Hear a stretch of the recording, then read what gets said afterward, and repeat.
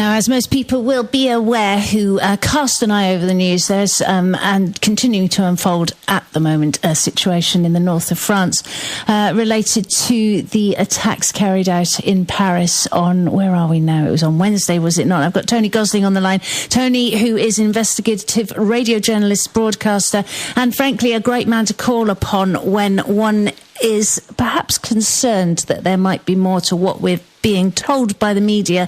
And in this particular instance, I don't know about everybody else, but my head spins when I look at what's happening in Paris. Tony, help me out with this one. Well, that's what they want, actually. This is, the way the news media works nowadays is very, very centralised, and there's a tremendous amount that we're not being told. And this is the trouble, isn't it? I always recount the story. An old Danish friend of mine said that on Danish television there was one of their presenters, quite a sort of warm, friendly chap on TV, not like the ones we get, it seems. And he said at the end of the bulletin, he sort of folded his arms and looked into the camera and said, "And that is what we decided to tell you tonight." Gosh. We're leaving the audience with the thought, well, what didn't they tell us? And that's what my immediate thoughts have been ever since Wednesday and this thing first started. First of all, is the context that we're not being told about, which is the French are very reluctant partners of NATO. There's been a whole tradition since Charles de Gaulle, President de Gaulle, left NATO in 1966. Great, very, very, basically asserting France's independence. It was only 2009, I think, that under Sarkozy, around that time anyway, I'm not sure when the actually date that they joined, but France actually rejoined NATO. The NATO alliance, was seen by the French in the 60s as something which was far, far too pro-American. And actually, as we know, many of the former Nazis made their way over to the United States. We heard before Christmas 1,000 former SS people were given pensions by the Central Intelligence Agency, by the American intelligence services, and the French wanted to maintain their independence. They were also very suspicious about Britain joining the European Union, the old EEC at the time, saying, well, look, the Brits are just a Trojan horse for the Americans. So there's always been this kind of love-hate relationship with NATO.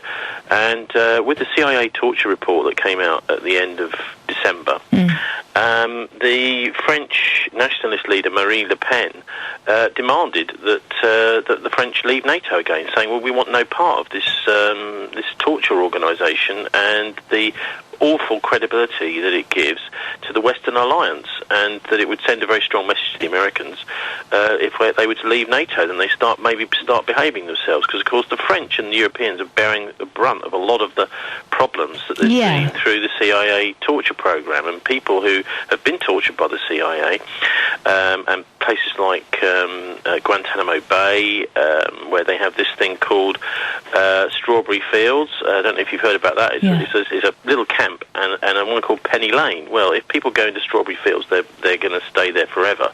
But if they go into Penny Lane, they then get turned, that is to say, persuaded by the American authorities to start working for them and sent out into the jihadi communities.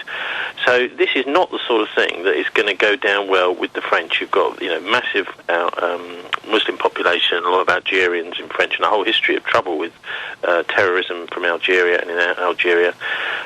So this is, I think, the context which we're not being told at all, which is that the French, just before Christmas, one of the main political leaders in France was suggesting, right, we've got to leave NATO. Well, that ain't going to be happening now if this sort of thing carries on.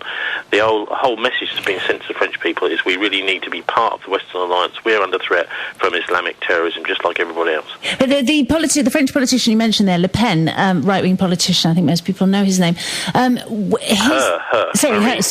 Marine Le Pen. Sorry, Marine Le Pen. Know her name. She would have said that, but how important a comment would that have been? I mean, you suggest that this perhaps is a reaction in some way, which we'll come to in a minute. Well, look, it's a vote winner, isn't it? I mean, many, many people are starting to question the relationship with the United States, especially around the time of when this torture program. I mean, it's quite clear that the US is leading some of the worst atrocities that have been going on in the world, whether it's in Afghanistan, in Iraq. The US government really has got an attitude, well, the world is ours, we are the police, we can just do what we want wherever we want. And that sort of thing is a serious vote winner in France. And the other parties don't have the courage to stand up to the Americans, but the nationalists do. And of course, this is, we've got. I think it's another couple of years before there's presidential elections again. But there are other elections in between times, and this is a real fear of the political classes that are pro-NATO and pro the military alliance, as well as pro-big business and the EU, which is all aligned with all this kind of thing. That there might be a question of leaving NATO.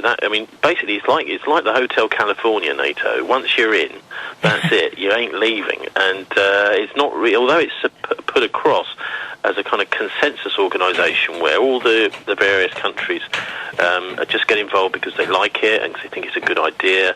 It's turned from what was supposed to be a defensive treaty with the old Soviet Union being the threat.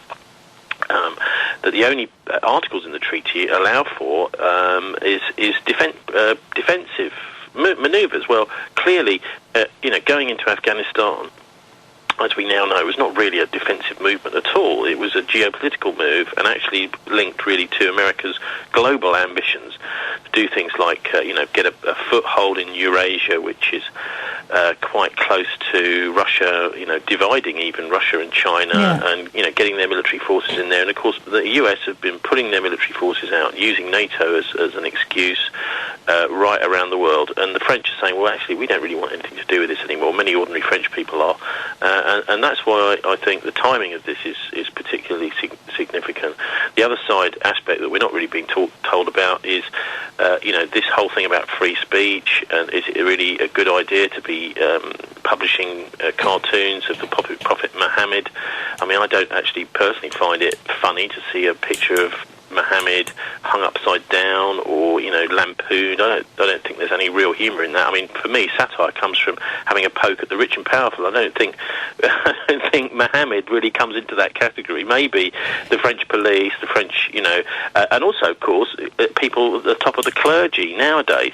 Have a go at them by all means. But the idea that the entire faith and the basis for it is a topic for satire. I don't personally find that funny. You've mentioned something in something that I read of yours, and that was, of course, that had that kind of satire being poked at the Jewish community, everybody would be up in arms. Well, in fact, they were. Funnily enough, I was just looking at another Charlie Hebdo cartoonist from 2009, and he was actually not only sacked from Charlie Hebdo for taking the mickey out of Nicolas Sarkozy.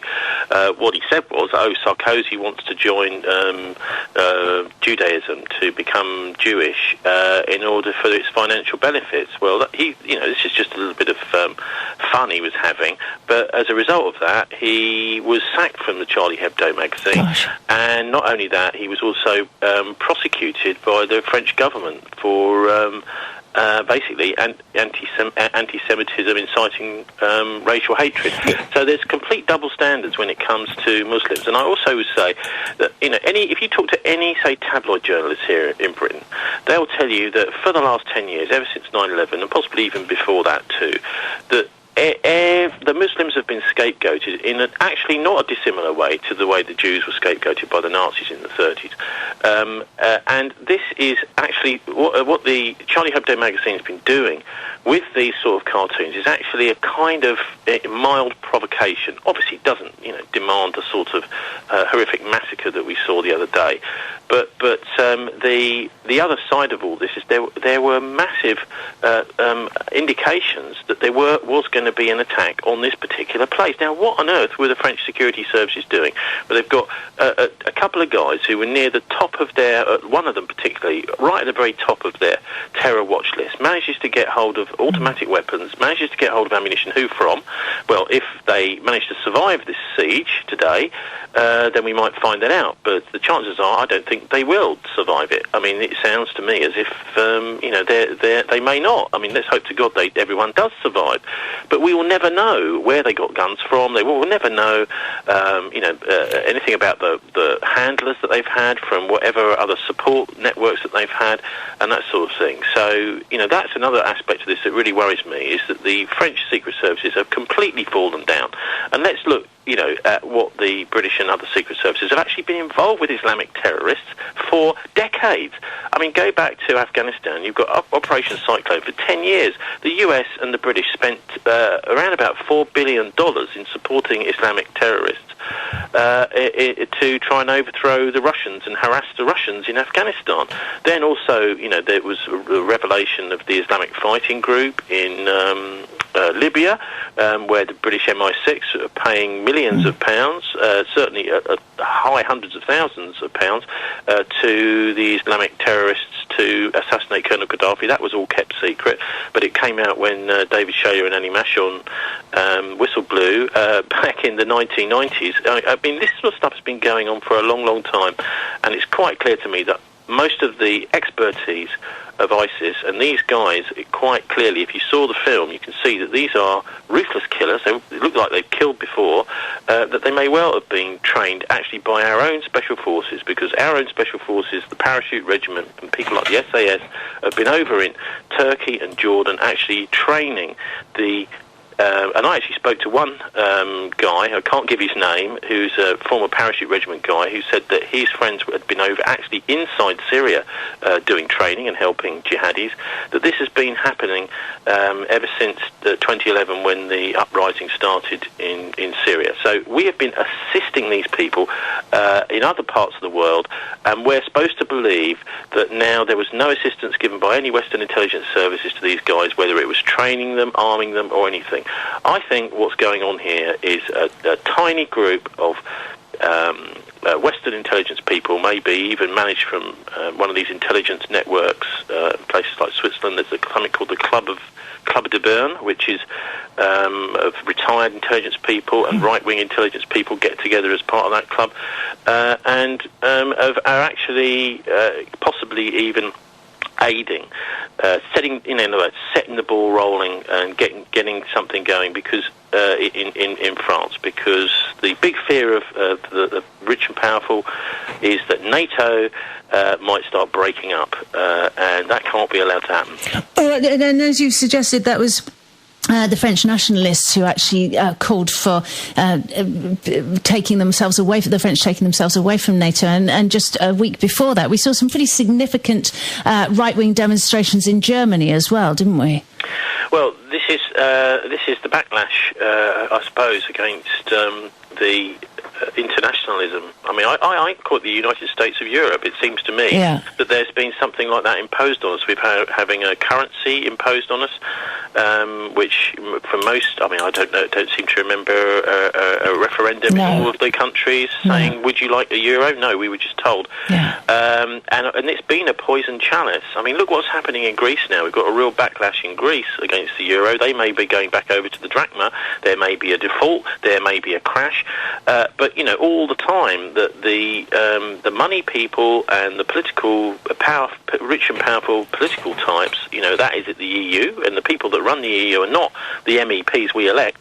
They are the European Roundtable of Industrialists who really call the shots at the European Commission, and none of the European Commission people are actually elected. They're all appointees. That's right. So, what you've got is a sort of banking and political, and with NATO as well, military superstructure that over the last 70 years, since the end of World War II, has slowly been imposed on people.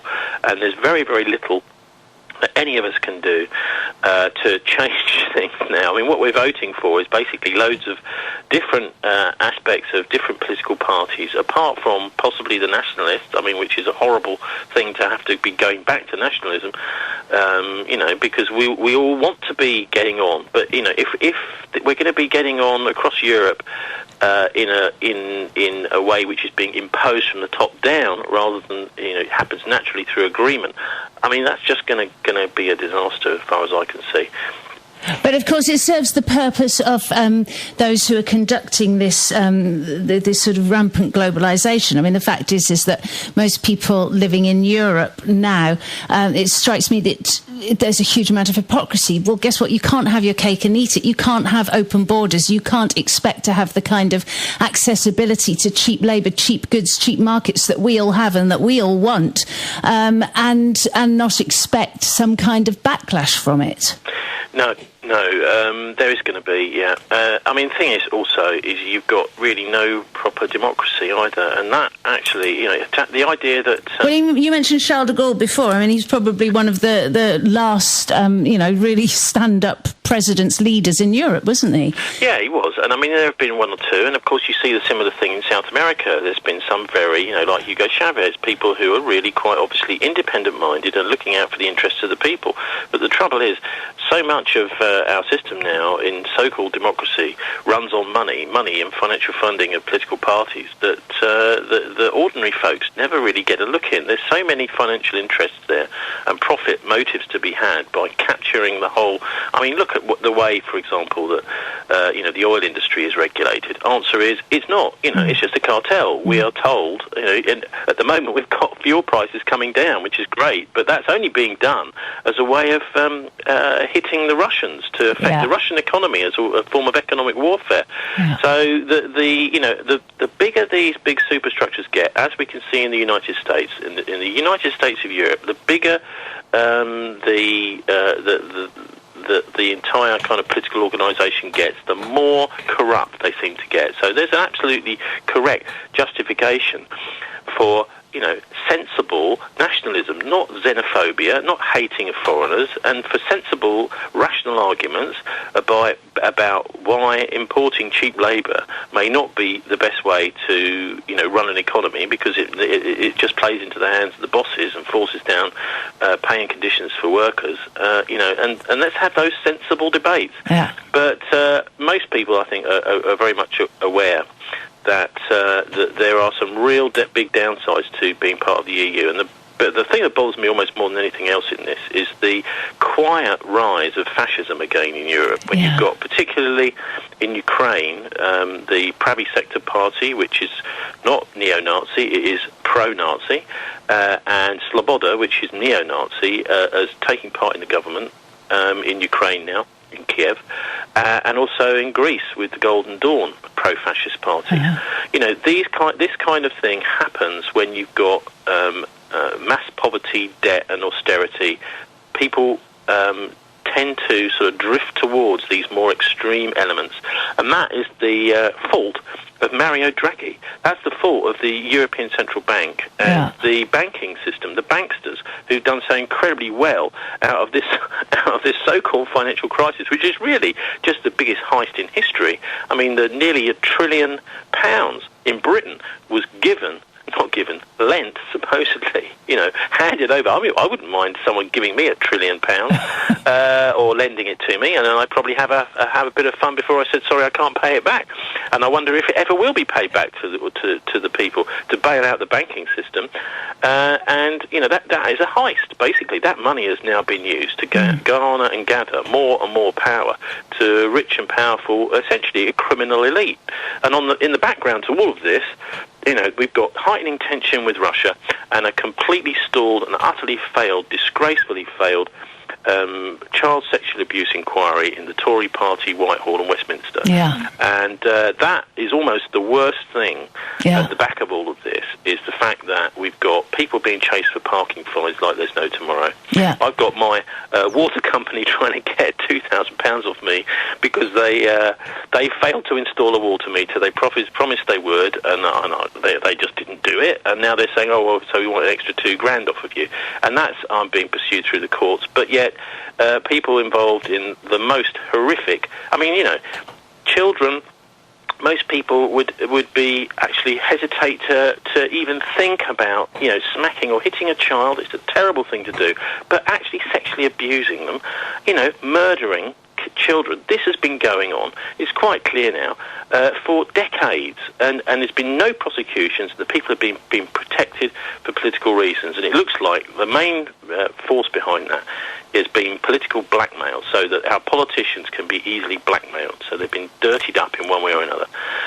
And the fact that we haven't dealt with that, to me, is, the the most horrific angle to all of this. We've got completely failed politics. We're going to have to leave it there, but it's interesting because your last comments there about the disgraceful and failed child abuse inquiry is actually the first interview that I started this programme on, and I feel just as angry about it as you do, and it's great we've sort of come full circle, because lest we forget, all of these things are interlinked and we need to wake up and really see what's going on. And of course the big reason for all the child abuse inquiry being stalled is that we've got a general election coming up. Correct. And many of the abusers, it seems, were Conservatives, and they don't, I mean, being the main party in power, I'm just appalled that the Labour Party and the Liberal Democrat Party and other parties are not screaming about this. They just seem to be totally silent, and one wonders how on earth they can be kept silent. It seems to me most of the way the country is run is not through politicians anymore, but it's through the Daily Mail, the TV, the press, and what they can get away with. That's right, and that's why we're thankful to people like you, Tony Gosling, who can actually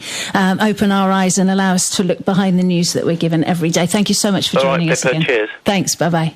Bless you, thanks, bye. Pippa Jones on TRE. TRE, Talk Radio Europe. Great news. On the 3rd of September,